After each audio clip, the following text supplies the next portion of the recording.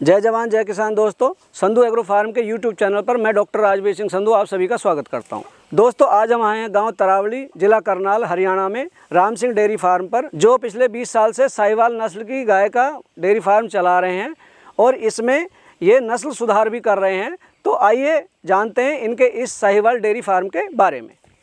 Uncle जी, स्वागत है आपका हमारे YouTube channel Sandhu agro farm में। सबसे पहले तो आप अपना परिचय दीजिए और फिर अपनी इस डेयरी के बारे में बताइए। मेरा नाम नरेश कुमार, तरावड़ी, जिला करनाल, हरियाणा से हमारा फार्म पिछले 30 साल से हम देसी गाय पे, साहिवाल पे खासकर ज़्यादा हमारा पुराना फार्म है।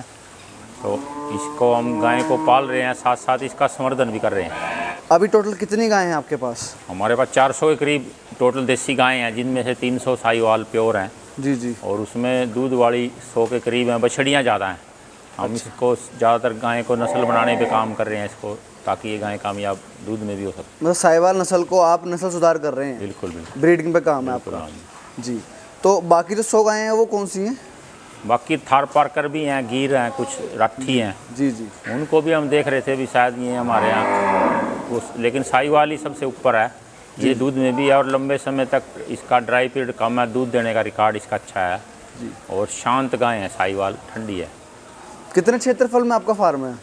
ये 3 एकड़ के करीब हमारा सारा जो है गायें रखते का शेड वगैरह सारा सिस्टम है। टोटल आपका शेड का एरिया है वो कितना है इसमें? शेड कवर्ड एरिया हमारा ये शेड 200 फीट चौड़ा, लंबा 80 फुट का है। दूसरे 2 शेड ऐसे हैं तो ताकि हम खुली रखते हैं गायों को। दूध वाले अलग पोर्शन है, सब गायें दूध वाली हैं।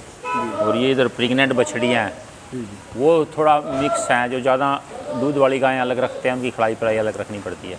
जैसे साहिवाल अपनी नस्ल है, थोड़ा इस नस्ल के बारे में बताइए, कहाँ की नस्ल है? और जैसे देसी गाय बोलते हैं, देसी गाय का दूध अमृत है, थोड़ा इस बारे में बताइए, विशेषताएं बताइए। जो हमारी गायें हैं, ये साहिवाल उत्तर भारत की सबसे प्रमुख नस्ल तो है ही है। ये एशिया की सबसे बेस्ट ब्रीड है दूध में। बाकी तो यूरोपियन नस्लें हैं, चब जर्सी होगी। तो ये गिर से भी इसका जो कहते हैं ब्यात काल है वो 2500 लीटर एवरेज आता है। और इसका ड्राई पीरियड कम है और ये खाती भी कम है। साइज छोटा होने से इसका बॉडी वेट कम है, लेकिन दूध में इसकी कैपेसिटी ज़्यादा है। और ये गायें गर्मियों में ज़्यादा बच्चे देती है और गर्मियों में दूध का उत्पादन भैंस नहीं कर पाती, इसलिए ये भैंस से भी ऊपर लाभकारी है किसानों के लिए। और सूखा चारा जो कि बहुतायत में हमारा हरियाणा, पंजाब, पश्चिमी यूपी क्षेत्र जितना भी है, उसको खाकर इसके अंदर दूध देने की क्षमता है। इसको ज़्यादा साइलेज, ज़्यादा हरा चारा या ज़्यादा मल्टीविटामिन जो मिनरल मिक्सचर, आजकल खर्चे बढ़ गए हैं डेयरी किसान भाइयों के, तो अगर कम से कम में इस गाय को पराली खा के, जो कि एक दान की समस्या है, पराली आग लगाने में परेशानी बहुत है उसको सारे उत्तरी भारत में। जी, प्रदूषण बढ़ता है। तो उसको गाय ये खा के दूध में परिवर्तन कर देती है। और साथ में इसका गोबर और गौमूत्र वो सब उपयोगी है। अभी जैसे शाम का टाइम है तो आपका दलिया डल रहा है, सूखा डाल रहे हैं? सूखा ही डाल रहे हैं अभी तो। हरा चारा है, जब हरा चारा कम हो जाता है हमारे यहाँ, तो ये सूखे में भुस्से में हम दलिया भिगोकर, जैसे बारिश का दिन है इस वजह से कुट्टी नहीं कट पाई है, ज़्यादा वो हम डाल रहे हैं जी। बाकी ये खाने में सब कुछ खा जाती है और खर्चा इसका कम है, दवाइयों का भी। और ये लंबे समय तक इस नस्ल में एक गुण है कि 10-12 बार बच्चे देने के बाद 20 साल इसकी उम्र है। ये बूढ़ी जल्दी नहीं होती, इसलिए ये उपयोगी गायें हैं। और ख़ासकर इसमें 95% A2 प्रोटीन, जिसकी अब काफ़ी डिमांड है दूध की। और इसके घी की बड़ी क्वालिटी अच्छी है। और ये घी के लिए तो साथ गिर के साथ दोनों नस्लें बहुत भारी इनके घी की डिमांड है जी। तो अभी जैसे 400 गायें आपके पास हैं फिलहाल जी, तो उसमें प्रेग्नेंट कितनी हैं? मतलब कैसे बच्चे जो होते हैं? इसमें 80 बछड़ियाँ हमारी प्रेग्नेंट हैं, 80 गायें और 100 बड़ी गायें प्रेग्नेंट हैं। साथ के साथ ये प्रेग्नेंट भी हैं, दूध भी देती रहती हैं। अच्छा। और 600 लीटर हमारे यहाँ दूध की सारे हार्ड एवरेज 8 लीटर के करीब है जी। लेकिन जो गायें हमारे पास 22-23 लीटर वाली भी साहिवाल हैं, ये गायें खड़ी है, इसका दूध रिकॉर्डेड हुआ था पिछले साल। लेकिन कुल मिला के इस गाय का ब्यात काल 3000 लीटर अब हमें अच्छी गाय का मिल जाता है जी, 1 साल का। तो लगभग एवरेज में आपकी एक गाय कितना दूध देती है दिन में?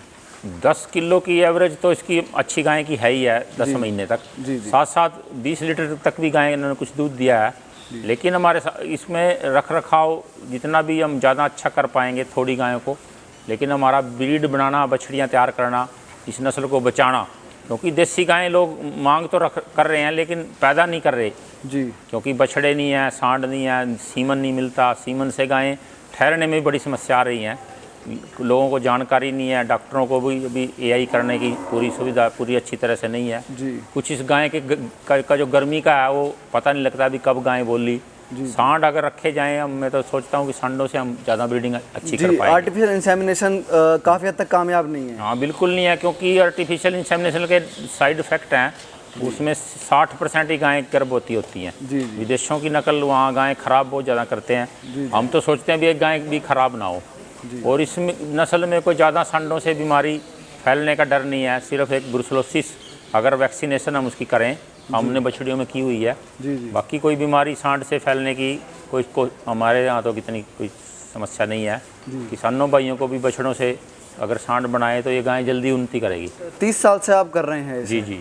तो किसी तरीके की परेशानी, किसी तरह की बीमारी आपने जो उसमें देखी होता है एक वक्त आता है लाइफ स्टॉक में, भाई आपको लगता है कि मैं कहाँ फंस गया या फिर कैसे मैं इस बीमारी को टैकल नहीं कर पा रहा, कोई इस तरीके का वाक्य आपके साथ हुआ? नहीं, हमने जो भी बीमारियां थी वो हमारी पैदा की हुई थी।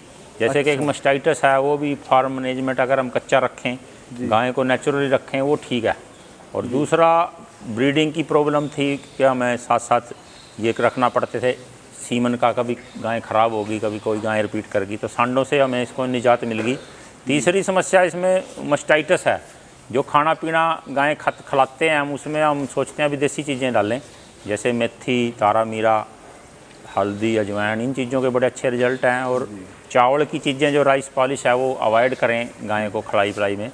कई समस्याएं हैं वो अगर हम प्राकृतिक और कृत्रिम को हटाएंगे और प्राकृतिक करेंगे नेचुरल, तो वो ख़त्म हो जाती हैं। 400 गायें हैं अभी आपके पास? जी। तो खाने का क्या रूटीन चलता है इनका? हमारा सुबह शाम 2 टाइम इनको हम चारा साथ के साथ दाना मिक्स करके देते हैं। जो दूध वाली गायें हैं उनको थोड़ा सा एक्स्ट्रा दाना दिया जाता है और उनकी खिलाई पिलाई थोड़ी है। जो बिना दूध वाली हैं वो सूखा चारा, हरा चारे पे में थोड़ा उनको खर्चा कम करते हैं। और बछड़ियों का अलग रखते हैं। जो छोटी बछड़ियाँ हैं वो तो दूध पीती हैं, उससे बड़ी अलग हैं। जो परले वाला उसमें अलग उनकी हमने डाइट भी अलग चार्ट बनाया हुआ है। और साथ साथ उनकी खिलाई पिलाई का अलग देखभाल करते हैं। मंथली कॉस्ट क्या आता है, मतलब या डे का कॉस्ट क्या आता है 400 गाय पे? जो बड़ी गायें हैं हमारा 200 रुपये के आसपास उसका खर्चा है एक दिन का। 200-250 के बीच में आएगा। वो भी मौसम के अनुसार है, जैसे चारा दाने का रेट बढ़ते घटते हैं। जो बछड़ियाँ हैं वो 100-150 के बीच में हमारा पर डे का खर्चा है। कुल मिलाकर जो दूसरी नस्लें हैं, अगर इसको 3 साल में ये बछिया गाय बन जाती है। इसलिए अगर हम अपना हरा चारा खुद पैदा कर रहे हैं, उससे हमारी कॉस्ट कुछ कम हो जाती है। जब मौसम अनुसार चारा बढ़ता है, सर्दियों के खासकर बरसीम जई, जब हमारा फरवरी, मार्च, अप्रैल तक तो 3-4 महीने दाने का खर्चा बच जाता है। उस समय हम बचा सकते हैं कुछ अपना खर्चा। तो जैसे अपना हरा चारा है अपने खेत से ही आ रहा है वो? बिल्कुल, हमने अपनी ज़मीन, हमारे पास 22-23 एकड़ ज़मीन है। सारा उसमें चारा लगाते हैं और साथ साथ भूसा भी हम सीजन में स्टॉक कर लेते हैं, गेहूँ का भूसा। और अब धान की, बासमती की पराली भी हम इसको गाय को खूब पसंद है, वो डालते हैं ताकि हम सस्ता पड़ता है हमें वो। अब जो ज़रूरी सवाल है, जैसे आप 30 साल से कर रहे हो जी, बिजनेस को कर रहे हो, जी डेयरी फार्मिंग, जी पैसा है तभी आप 30 साल से इस बिजनेस में हैं। काफ़ी लोगों को नुकसान भी होता है डेयरी फार्मिंग में, कि वो घर से बस गौ प्रेम की वजह से वो डेयरी फार्म चला रहे हैं, उनको बस गाय से प्यार है, इस चक्कर में चला रहे हैं। तो आप इस पर क्या कहना चाहेंगे, कितनी इसमें इनकम हो जाती है डेयरी फार्मिंग बिजनेस में? जो अच्छी गायें हैं हमारे पास, दूध वाली गायें, वो एक बच्चा भी साथ में देती है, उसकी बछड़ी हमें बचती है। एक तो 3 साल में अगर एक गाय तैयार करते हैं, वो पालन पोषण उसका 5-6 महीने दूध ही पीती है। और एक गाय का हम हिसाब लगाते हैं कि हमें वो साल में 50,000 रुपये तो मिनिमम देती है। और साथ साथ उसके जो दूसरे अब केचुआ खाद और वर्मी कंपोस्ट जैसे गोबर के उपयोग हैं, अब हम इस तरफ भी देख रहे हैं कि अब ऑर्गेनिक खेती, जो जैविक खेती, वो गाय को ज़्यादा प्रमोशन करेगी और वो भी एक उसका आमदनी का साधन बनेगा। जी, वर्मी कंपोस्ट से एक कहानी बदल जाएगी डेयरी फार्मिंग। बिल्कुल। और साथ में जो अब बायोगैस से सीएनजी बनने लगी है, बिल्कुल कई चीजें ऐसी, सीबीजी बोलते हैं उसे। बिल्कुल, गोबर के बजाय अब किसी को भी आदमी को गोबर के पास ही लगना पड़ेगा। और गोबर जो पूजनीय था हमारे शास्त्रों में भी, अब वो दोबारा एक किसानों की इनकम का सोर्स बनेगा। एक बार दोबारा उससे बिल्कुल एक बाय प्रोडक्ट से इनकम स्टार्ट। हाँ, इस गाय का तो वैसे भी पवित्र है सब कुछ। पंचगव्य में दूध, घी, गोबर, गोमूत्र और जो भी ये बेचारी देती है, ये तो अमृत ही देती है। इसका कोई हम ये नहीं इसका भी उपकार हमारे पास इतना है, हम चुका नहीं पाएंगे गाय का। तो दर्शकों, ये थे हमारे साथ में नरेश कुमार जी, जिन्होंने हमें अपनी डेयरी साहिवाल डेयरी फार्म के बारे में इतनी अच्छी जानकारी दी। आशा करता हूँ ये जानकारी आपको कुछ मदद दे के जाएगी। जल्द ही मिलते हैं आपसे एक नई वीडियो के साथ, तब तक के लिए जय जवान जय किसान।